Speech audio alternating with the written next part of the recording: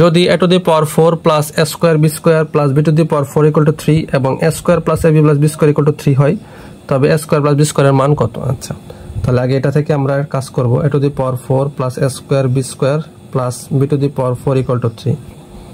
তাহলে দেখেন, এটা যদি আমরা সূত্র ফলানোর চেষ্টা করি, a square square plus 2ab plus b square. এখানে দেখেন সূত্র ফলালাম a square plus 2ab plus b square. এখন এটা যদি ফলাইতে যাই তাহলে আমার এখানে কি হয়, a স্কয়ার b এটা 2a স্কয়ার b স্কয়ার এসে যায়, তার মানে কি একটা a স্কয়ার b স্কয়ার বেশি।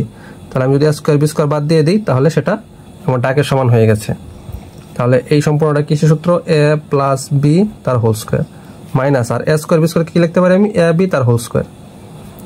তাহলে এখন আবার সূত্র বসে দেখেন, a স্কয়ার সম্পূর্ণ যদি a হয় a square minus b square, তাহলে a স্কয়ার মাইনাস b সূত্র কি? a plus b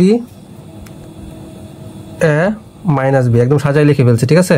plus ab minus abটা পরে যাইতো আর কি, তো এটাকে একদম মাঝখানে দিয়ে দিছি একবারই, ইকুয়াল টু 3। তাহলে দেখেন আমার এই যে এটার মান দেওয়া আছে যে a square plus ab plus b square মান দেওয়া আছে, তাহলে 3 into a square minus ab plus b square, কারণ কি এটার মান 3 দেওয়া আছে।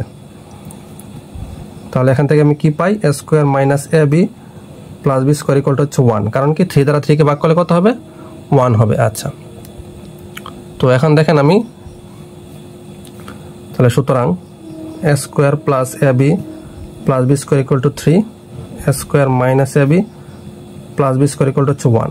তাহলে যদি আমি দুটোকে যোগ করে দিই তাহলে কি থাকে? 2a স্কয়ার প্লাস হচ্ছে 2b স্কয়ার ইকুয়াল টু হচ্ছে 4, আর ab চলে যায় কারণ কি প্লাস আর মাইনাস। তাহলে 2 কমন নিলে a square plus b square equal to হচ্ছে 4। তাহলে a square plus b square equal to হচ্ছে 4 কে 2 দ্বারা ভাগ করে কত থাকে? 2 থাকে। তাহলে a square plus b square মান কত? এই যে 2।